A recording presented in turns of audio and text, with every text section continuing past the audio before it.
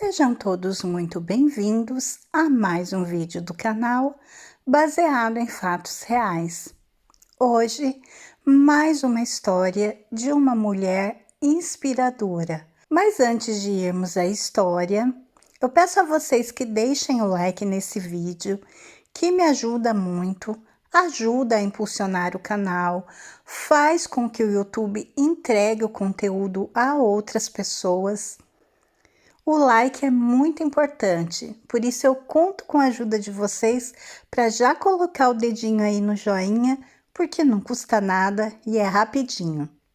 Se você chegou aqui por causa desse vídeo e ainda não é inscrito, se inscreva no canal, ative o sininho de notificação, porque assim você não vai perder mais nenhuma história quando eu postar. E compartilhem com seus amigos, com seus parentes, com seus vizinhos. Em uma rede social, convide todos a virem aqui conhecer as nossas histórias e também se inscreverem no canal. Sem mais demoras, vamos todos entrar na nossa máquina do tempo e viajar para o ano de 370.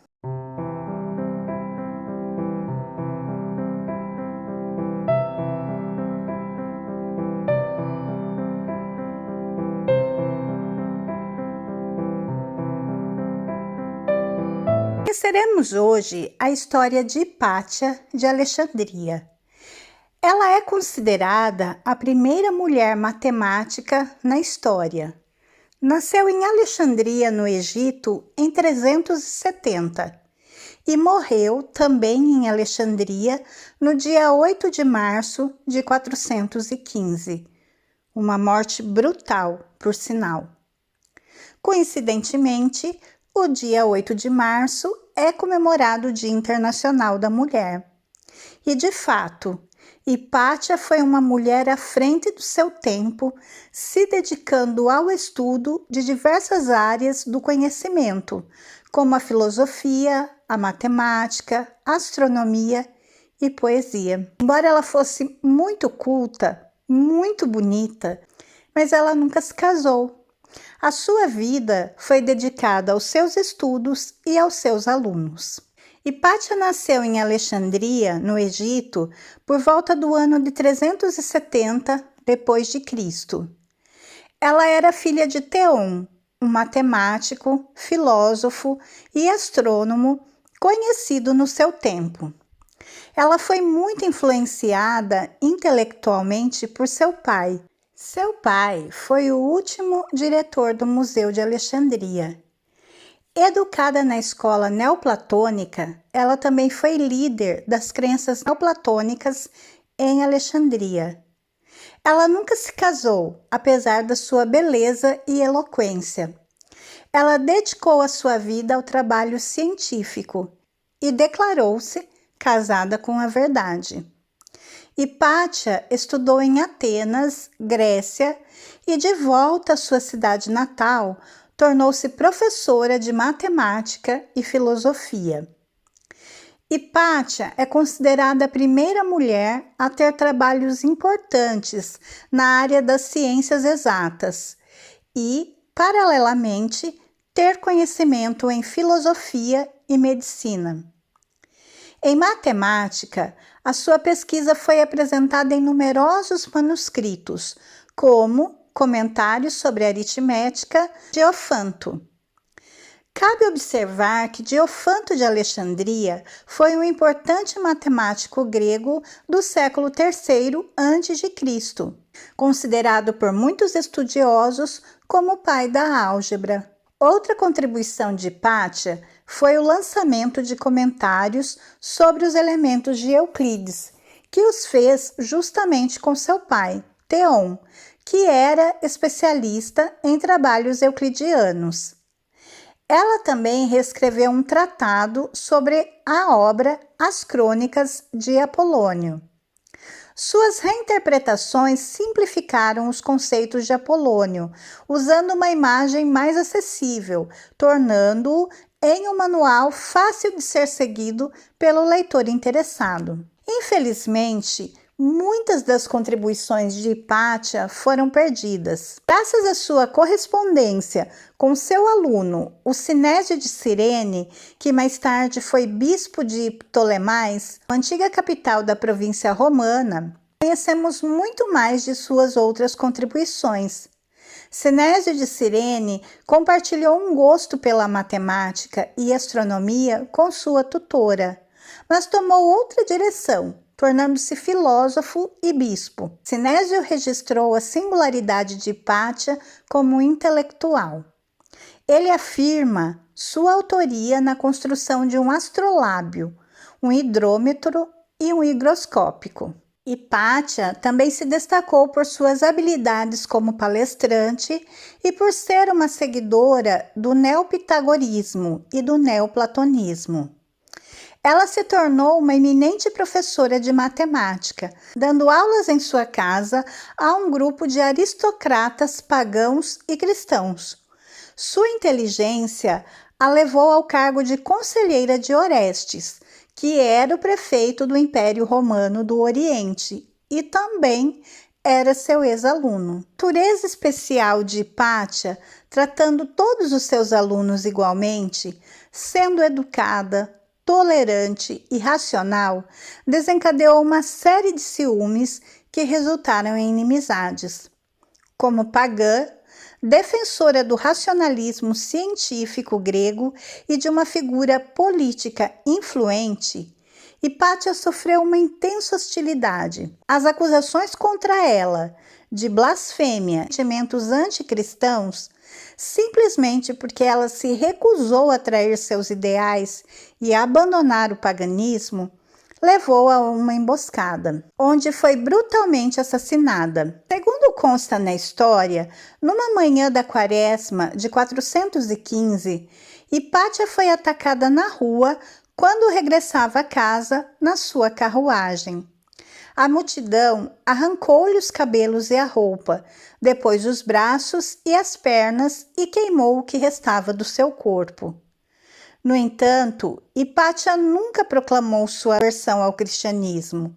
Simplesmente, com sua natureza liberal, ela aceitou todos os alunos, independentemente de suas crenças religiosas. Hipátia foi um dos últimos intelectuais conhecidos a trabalhar na Biblioteca de Alexandria e a primeira mulher matemática que a história registra. Por isso, sua morte violenta foi considerado o fim do período antigo da matemática grega.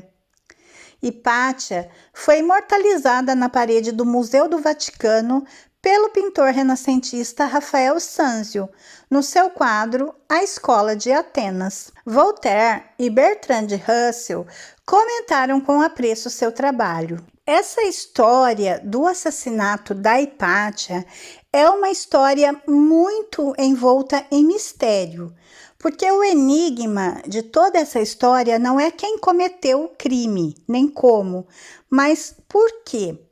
Por que que uma mulher erudita, tão inteligente, foi despedaçada por uma multidão? A multidão usou telhas dos telhados e conchas de ostras para cortar a carne viva do corpo de Hipátia.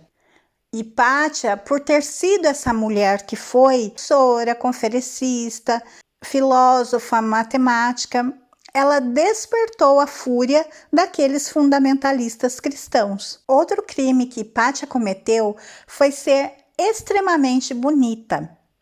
Ao falar, era articulada e lógica. Suas ações eram prudentes e de espírito público. A cidade a acolheu como ela merecia e dedicou a ela um respeito especial. E isso foi um grande crime cometido por Hipátia naquele tempo onde mulheres só podiam casar, ter filhos e servir aos seus homens. Hipátia, como acontecia raramente naquela época, ela pôde estudar porque ela era filha de um homem com formação educacional. O Theon de Alexandria, o pai dela, também era alguém muito culto, muito estudado. Segundo o filósofo Damácios, Hipátia ultrapassou em muito o conhecimento de seu pai. Ela não se contentou com a educação matemática que poderia receber de seu pai. Seu nobre entusiasmo a conduziu a outras fronteiras da filosofia. Sócrates dizia que a sabedoria de Hipátia era excepcional, assim como a sua habilidade para falar em público. Ele chega inclusive a dizer: obteve tais conhecimentos em literatura e ciência, que sobrepassou muito todos os filósofos de sua época. Explicava os princípios da filosofia aos ouvintes, muitos dos quais vinham de longe para receber sua instrução. Frequentemente aparecia em público na presença dos magistrados e não se sentia envergonhada de ir a uma assembleia de homens, pois, devido à sua extraordinária dignidade e virtude, todos os homens a admiravam. O trabalho de Hipátia foi tão importante que ela se tornou a matemática mais importante de Alexandria e provavelmente a mais importante do mundo. Hipátia, ela fez as suas próprias descobertas e inovações. Por exemplo, ela inventou um novo e eficiente método para fazer grandes divisões. Não havia calculadora na época. Qualquer melhora na eficiência era muito bem-vinda. Também, a Hipátia esteve envolvida na criação do astrolábio, que era uma espécie de calculadora astronômica que foi usada até o século XIX. E também o hidroscópio, que era um aparato para medir líquidos. Nesses casos, a Hipátia não foi a responsável da invenção, mas ela foi consultada para projetá-los. No século IV, vai ocorrer ali uma importante transição no Império Romano, de um estado totalmente pagão para um estado misto pagão e cristão, gerar muitos conflitos. E Alexandria, no Egito, ficou no centro dessa disputa. Era um lugar onde os pagãos, os judeus e os cristãos compartilhavam o mesmo espaço. E foi por causa desse conflito religioso que o destino da Hipátia, infelizmente, foi traçado. O prefeito imperial de Alexandria era Orestes. Orestes era um cristão tolerante com outros grupos religiosos. Já o bispo da Alexandria era Cirilo, um homem nada tolerante.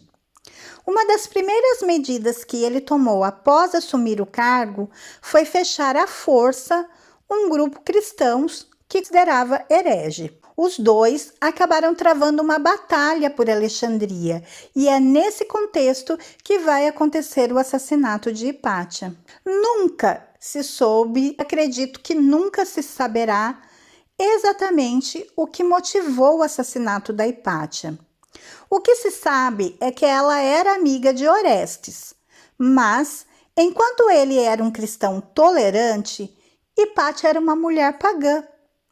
Assim, acredita-se que correram rumores de que Hipátia seria uma influência maligna para Orestes, impedindo que ele se convertesse em um verdadeiro cristão, como era Cirilo.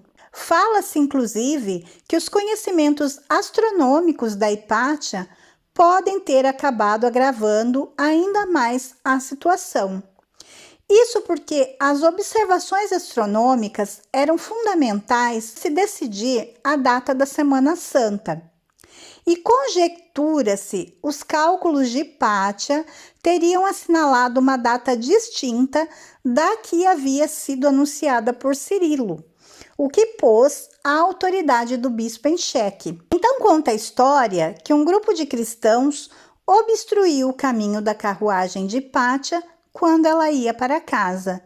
Ela foi retirada do veículo, arrastada até uma igreja, despida, e não se sabe se ela foi espancada até a morte ou esfolada viva. A seguir, esquartejaram seu corpo, queimaram, em uma simulação grotesca de um sacrifício animal para um deus pagão. Um fim trágico para uma mulher incrível. Na época, era impossível pensar que homens adultos viajassem para escutar uma mulher falar. Mas isso ocorria com Hipátia. E foi tudo isso com que fez que ela se tornasse vítima ali daquelas pessoas, esses fanáticos religiosos, que aquilo ali era tudo o início, mas já se mostravam haver pessoas assim.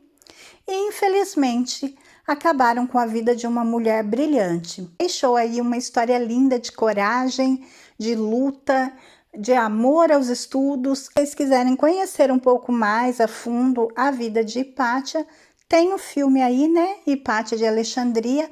É só vocês procurarem aí na internet que vocês encontram lugares onde vocês possam ver esse filme. Certeza que vocês vão achar muito interessante. Eu espero que vocês tenham gostado de mais essa história. Se vocês gostaram, por favor, deixem o like, se inscrevam no canal e voltem aqui para as próximas histórias. Fiquem todos na paz, um super beijo e até a próxima!